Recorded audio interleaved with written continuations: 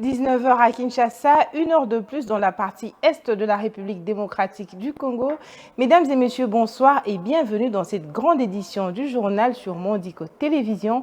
Tout de suite, les titres de votre journal.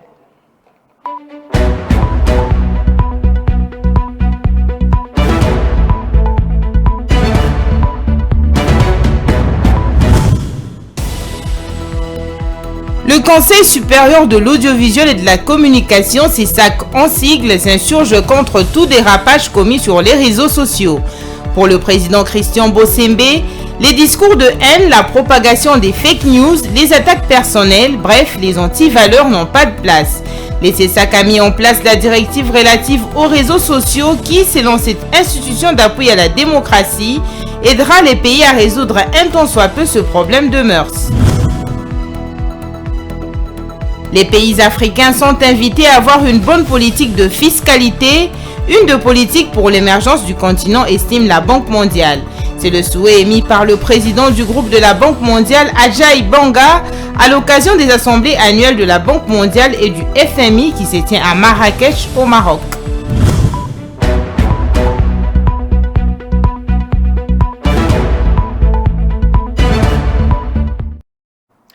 Une fois de plus, bonsoir. Après Malabo et le Brazzaville, le président de la transition gabonaise, le général Brice Oligui Nguema, a effectué une mission de quelques heures à Kinshasa le mercredi 11 octobre 2023.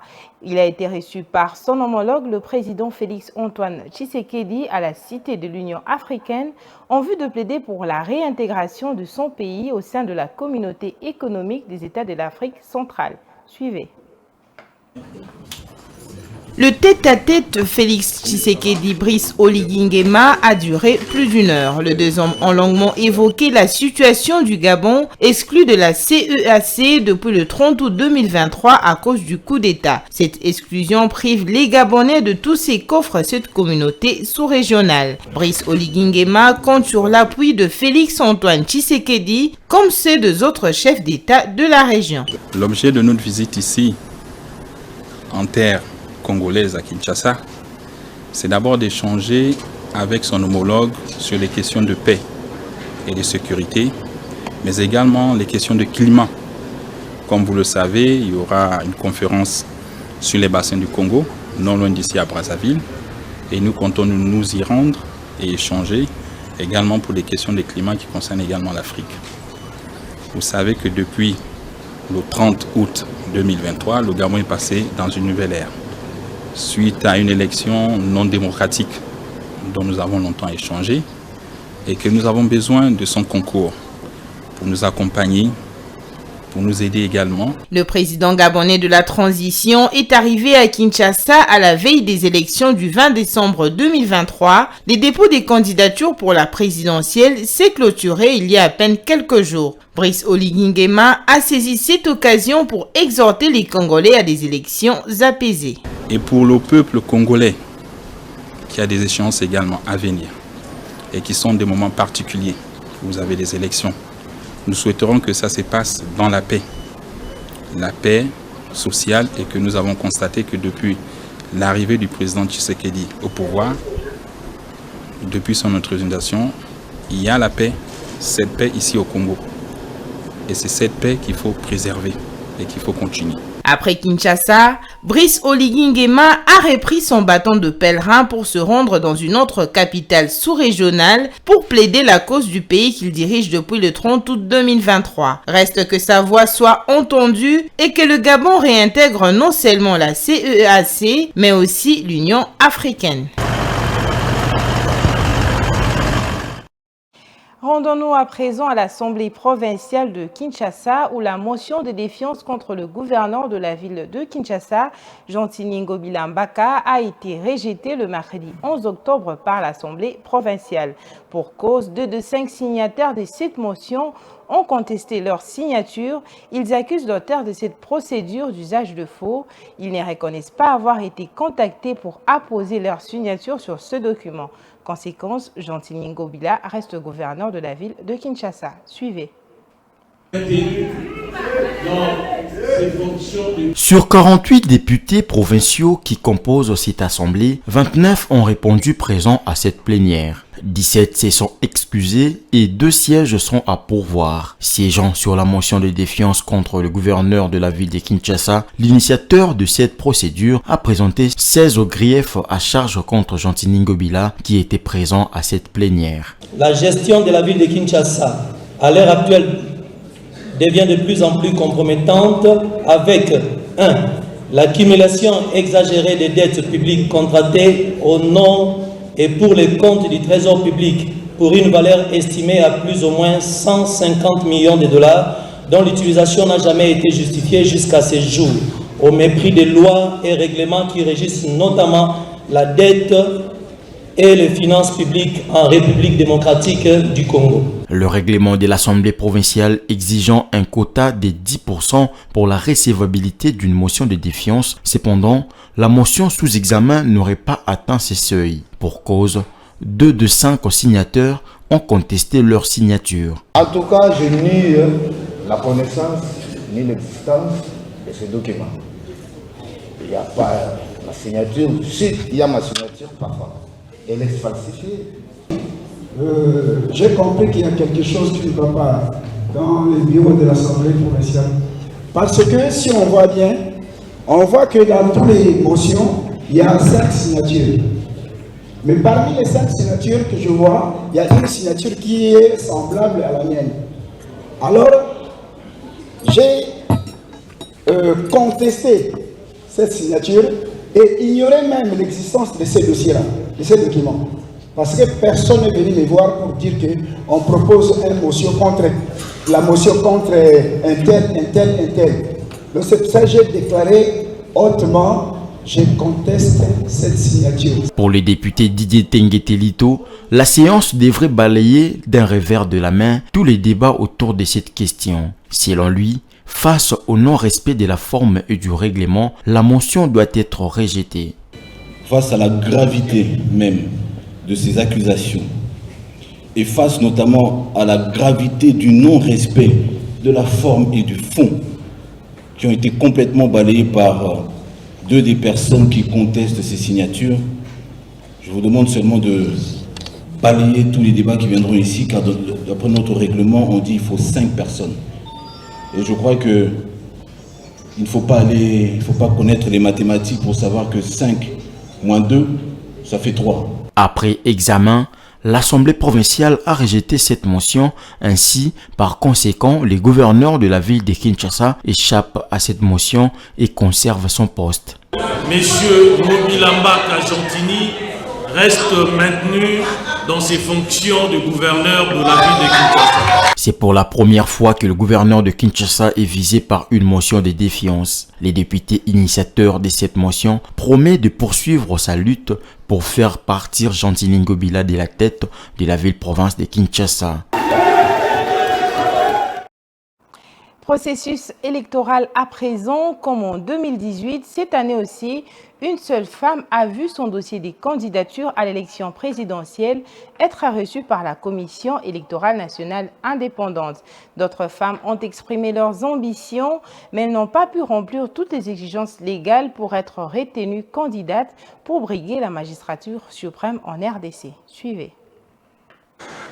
Membre de la société civile, Joël Billy était dimanche dernier à la CENI pour déposer sa candidature à l'élection présidentielle. Son dossier ayant manqué une pièce physique qu'elle a pourtant promis d'apporter, sa candidature n'a pas été reçue. Pour elle, les pesanteurs sont encore nombreuses dans la société congolaise qui ne favorise pas l'émergence de la femme dans la course à la magistrature suprême. Lorsqu'on voit une femme dans un parti politique, on sait que soit elle est chef du protocole, soit elle est responsable de la Ligue des femmes ou Ligue d'animation, soit quand elle a beaucoup de chance, et ça c'est déjà un statut très haut placé, elle peut s'occuper éventuellement de la mobilisation ou de la trésorerie. Maintenant, qu'est-ce que je reprocherais à la jeune féminine? C'est de ne pas être assez combative elle-même, de ne pas être déterminée, de se laisser marcher sur les pieds, de se laisser dominer par ceux qui croient qu'ils dominent déjà les femmes. Pour le politologue Christian Moleka, la femme doit se battre pour occuper des postes de direction au sein de partis politiques pour espérer monter jusqu'à l'élection présidentielle et la gagner. Les moyens financiers sont aussi un obstacle pour la femme, estime-t-il. Il y a d'abord une problématique d'ambition personnelle. Il faut que nous ayons ces femmes qui ont ce désir d'aller jusqu'au meilleur niveau. Mais c'est un process également parce que culturellement, nous avons ce problème-là. Ensuite, c'est que pour être candidat président, il faut au minimum être chef de parti politique. Quand vous regardez notre configuration politique, il y a très peu de femmes candidats chefs de parti politique. Sur le 900, elles sont comptées au bout du doigt. Et donc, si vous n'avez pas de femmes déjà à la tête des partis politiques, c'est difficile d'avoir des femmes qui peuvent prétendre à l'air. Et puis peut-être un dernier facteur, c'est l'argent. Parce que pour être à ce niveau d'ambition, il faut être capable soit de mobiliser soi-même, soit d'avoir les capacités à mobiliser beaucoup de ressources. Et ça manque également à des femmes qui ont les ambitions, parce qu'il faut avoir les moyens de ces ambitions. Et les moyens financiers bloquent énormément les femmes à la politique. Au cadre permanent des concertations de la femme congolaise, on reste optimiste. Cette organisation de la société civile, d'où est issue la ministre de la Justice, milite pour la promotion de la femme. Gina Matalatala pense que la femme congolaise est sur la bonne voie. Le cas de Marie-Josée Ifoku, qui en est à sa deuxième tentative pour briguer la magistrature suprême, la réconforte dans son idée. Déjà, quand vous citez Madame Josée, vous comme moi, vous êtes convaincus que nous sommes dans le bon. Ça veut dire que toutes seules, avec les temps qui vont réunir tous les moyens qu'il faudra pour faire ça, sans oublier la conviction personnelle, ses ambitions et la vision qu'on a par rapport à ce qu'on veut, je crois que c'est déjà un bon départ. C'est déjà un bon départ et personnellement, je reste convaincue que c'est bon. Et ça va aller avec les temps. Donc, nous sommes dans le bon. La République démocratique du Congo est-elle prête à hisser à sa tête une femme? Une question qui trouvera peut-être la réponse à l'issue des prochaines élections. Le Conseil supérieur de l'audiovisuel et de la communication s'en va en guerre contre tout abus dans les réseaux sociaux. Les CESAC vient de mettre en place une directive relative à l'usage des réseaux sociaux. Le but est de lutter contre la dépravation de mœurs à travers ces nouveaux moyens de communication. Les détails dans ce reportage. Face aux nombreux dérapages constatés dans les réseaux sociaux, caractérisés notamment par les discours des haines, la propagation des fake news, les attaques personnelles, les atteintes aux bonnes mœurs, le Conseil supérieur de l'audiovisuel et de la communication, CESAC en sigle, a décidé de mettre de l'ordre dans ces secteurs. Ceci à travers la mise en place d'une directive qui a été portée à la connaissance des médias au cours d'un point de presse. Il s'agit d'un texte avec plusieurs innovations qui appellent à la responsabilisation tant des médias que des acteurs sociaux face à ces dérives. Le CESAC, après ce constat macabre, a décidé de mettre en place la directive sur les réseaux sociaux, qui, à notre avis, va aider le pays à résoudre tant soit peu le problème de mœurs.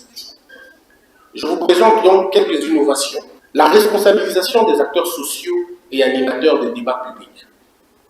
La participation des directeurs de programme à l'autorégulation interne des médias avant la diffusion.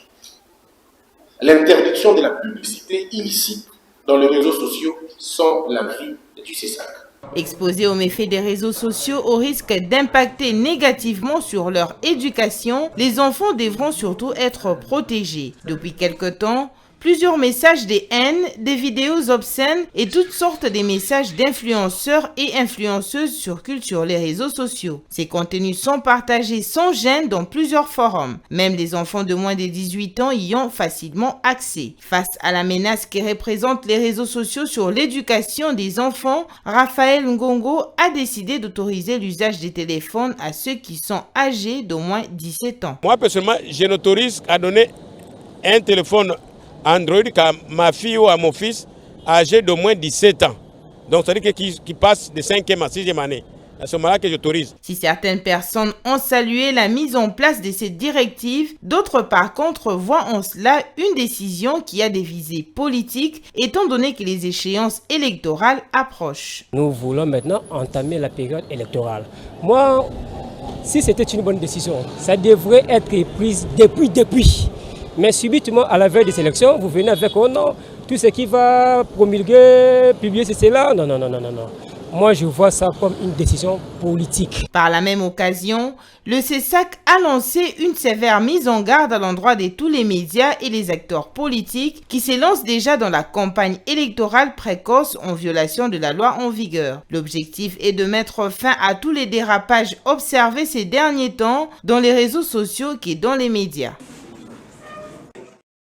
Rendons-nous à présent dans la partie est de la RDC. Depuis le 1er octobre 2023, les affrontements se sont intensifiés dans les territoires de Rutshuru, Nyiragongo et Masisi, opposant le M23 aux combattants de groupes d'autodéfense Wazalendo. Une panique générale s'est observée le mercredi 11 octobre dans l'agglomération de Kiwanja, située à 75 km au nord de la ville de Goma.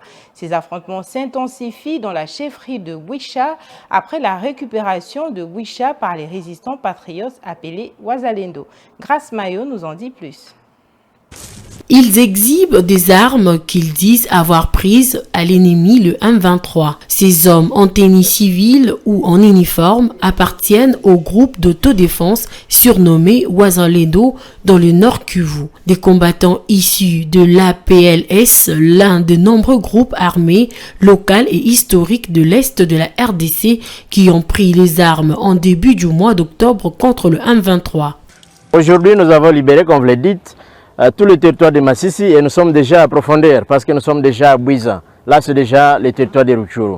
Nous allons avancer jusqu'à la limite de la RDC. L'une des motivations de ces hommes, dit-il, les élections générales de décembre prochain dans les territoires de Masisi, Rutshuru et Nyiragongo où l'enrôlement des électeurs n'a pas eu lieu à cause de l'insécurité. C'est impératif. La population de ces trois territoires doit participer aux élections comme tous les autres territoires de la République démocratique du Congo.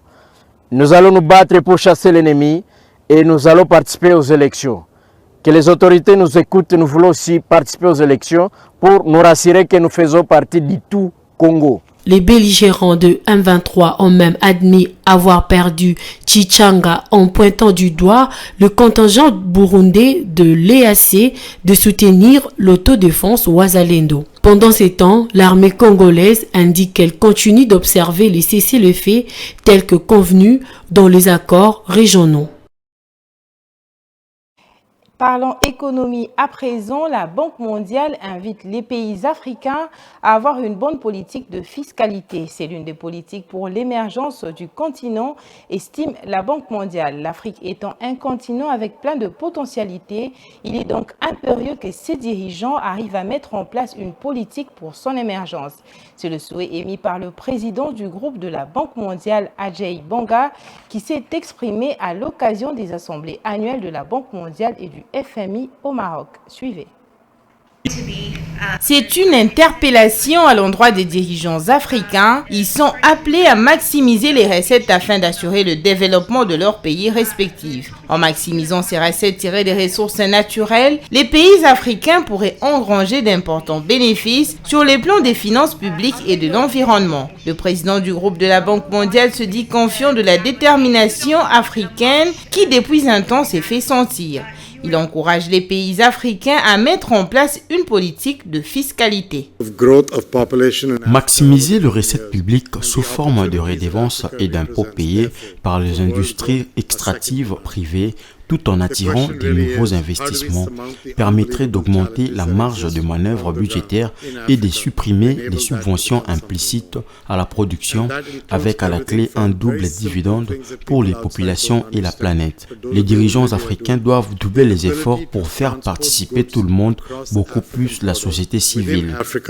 is unbelievably complicated. Un appel qui rencontre l'assentiment des représentants des sociétés civiles africaines qui ont fait le déplacement du Maroc en marge des 6 assemblées annuelles de la Banque mondiale. C'est à l'instar de Skander Salemi, président de la société civile tunisienne. Ce dernier a salué cette interpellation du président du groupe de la Banque mondiale qui vise à faire participer tout le monde à l'élaboration, surtout du budget public. Nos pays, nos gouvernements doivent changer, c'est-à-dire comprendre que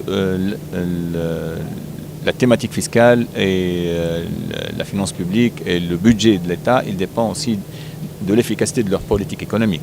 Il faut aussi faire participer la société civile en tant que force de proposition et lui permettre d'être présente et de participer avec des suggestions, des évaluations et de comprendre, c'est-à-dire que réellement la réussite d'une politique fiscale ou d'une politique économique dépend aussi c'est-à-dire d'une politique participative. Dans un récent rapport de la Banque mondiale, il est démontré clairement que les pays africains n'engrangent en moyenne que 40% environ des recettes qu'ils pourraient potentiellement tirer de leurs ressources naturelles. Par ailleurs, il est essentiel de mieux taxer l'exploitation des ressources naturelles pour faire supporter aux producteurs le coût total de leur impact environnemental et social, y compris pour l'extraction pétrolière. L'absence d'une telle taxation peut constituer une subvention implicite à la production et accroît donc les émissions de carbone.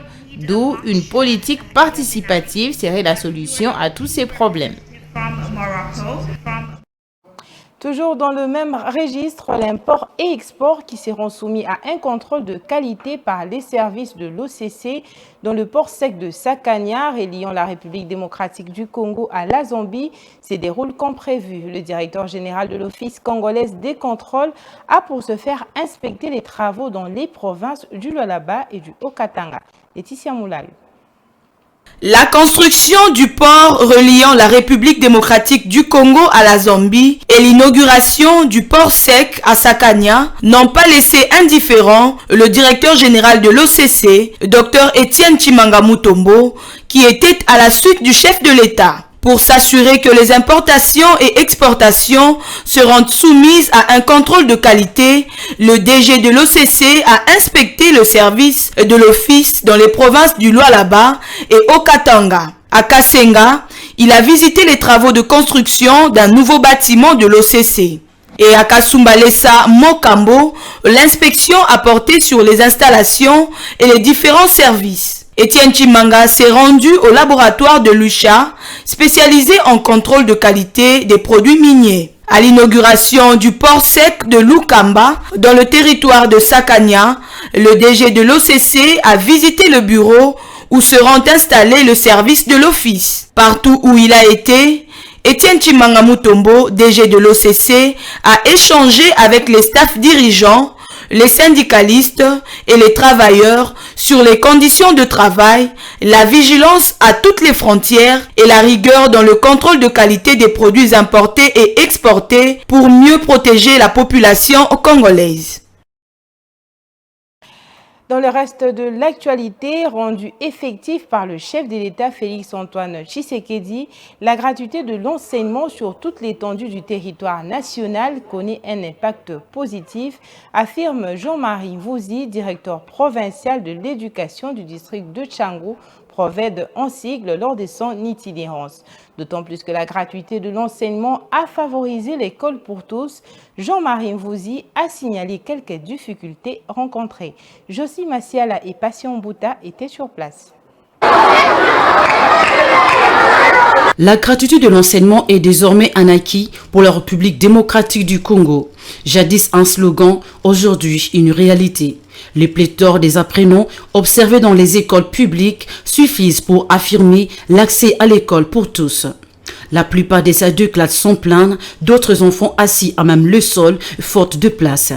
Une des difficultés enregistrées par le directeur provincial de l'éducation du district de Tchangou lors de son itinérance dans sa juridiction en cette première phase de la mise en application de ce programme, en dépit de quelques autres défis liés au fonctionnement des établissements scolaires, à la sécurité de ce bien public, mais aussi à la motivation des instituteurs. La gratuité se porte très bien il ne faut pas confondre entre la gratuité et la qualité de l'enseignement. La première lutte que nous avons menée, c'était de faire pérenniser la gratuité à travers les animateurs pédagogiques qui sont dans les écoles. De sensibiliser les parents à retourner les enfants à l'école parce que maintenant les écoles publiques primaires sont des écoles de la gratuité. Et vous avez constaté les effectifs que vous avez à l'école, dans les salles de classe, ça prouve réellement que les parents aussi ont répondu à cet appel de son Excellence, Monsieur le Président de la République, à travers le ministre national de l'enseignement primaire, secondaire et technique. Qu'ils aient, comme d'habitude, je le sais qu'ils le manifestent déjà, le bon sens qu'ils ont, qu'ils demeurent dans ce bon sens, et le gouvernement qui est en train de réfléchir aussi pour l'amélioration des conditions de ces animateurs et des enseignants dans les écoles, ne cessera pas de pouvoir résoudre les problèmes qui sont connus. Les élèves, étant les premiers bénéficiaires de la gratuité, ont aussi eu un moment pédagogique avec le Proved, histoire de les instruire sur l'importance de ce programme. Très bien. Oui. Qui sera le premier de la classe?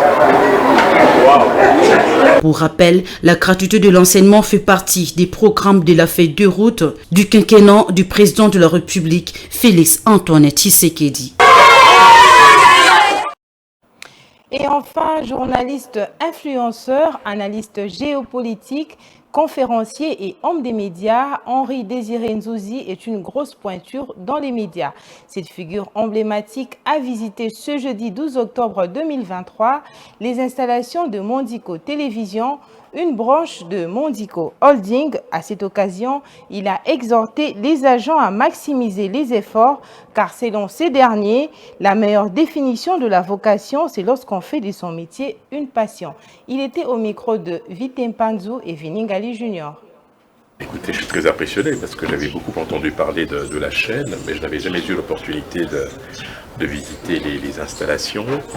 Vous savez, je collabore avec des médias internationaux, à Washington, La Voix de l'Amérique, à Tanger avec Média TV, à Paris avec Vox Africa, mais je dois vous avouer que j'ai visité des chaînes privées ici à Kinshasa, mais aussi en RDC, et j'ai rarement rencontré une telle organisation, une telle cohérence, non seulement dans l'aménagement des studios, dans la manière dont fonctionnent en fait les différentes personnes.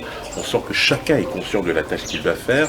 Tout est vraiment organisé pour que la chaîne donne le meilleur d'elle-même. Et effectivement, les studios, le matériel, on sent qu'il y a véritablement un effort qui est fait à ce niveau-là. Et ça tombe bien parce qu'il faut que nous soyons aux normes internationales. Et je peux vous dire, après ce que j'ai vu, que Mondico est vraiment aux normes internationales. On vit dans un monde de couleurs et d'images. Lorsque vous allumez une télévision, si vous coupez le son, vous n'avez que l'image. Vous pouvez interpréter comme vous voulez. Et lorsque vous mettez le son, vous avez une description de cette image. Et en fait, on est en permanence dans une sorte de réinvention. Il faut effectivement véhiculer des images, il faut donner la bonne information, il faut permettre aux gens de réagir à cette information, mais il faut surtout avoir une approche qui soit à la fois pédagogique et de nature à informer au mieux le public. C'est très important.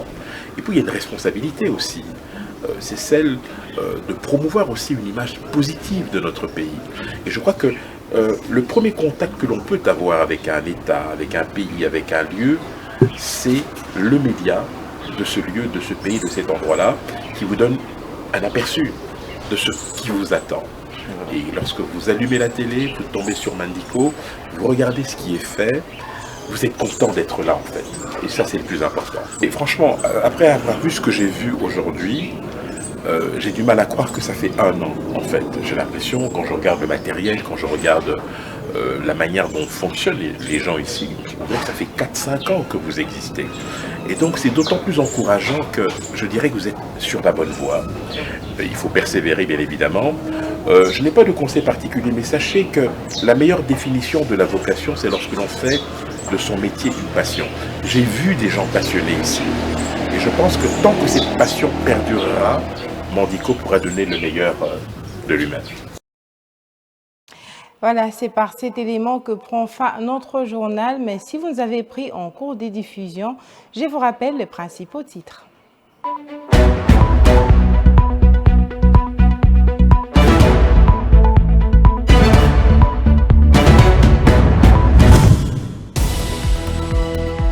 Le Conseil supérieur de l'audiovisuel et de la communication, CISAC en sigle, s'insurge contre tout dérapage commis sur les réseaux sociaux.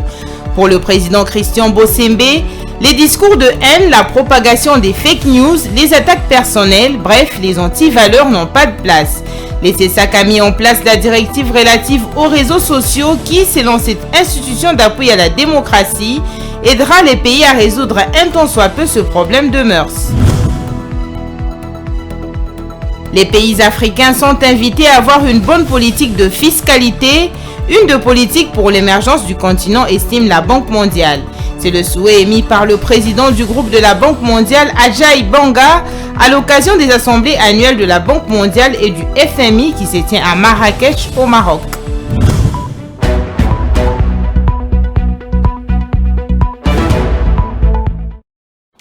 Ce journal est complètement terminé. Retrouvez Rontalouye demain pour la grande édition des 19h. Quant à moi, je vous dis à très bientôt et bonne suite de programme sur Mondico Télévision. Une pensée en écrit. Bonsoir chez vous.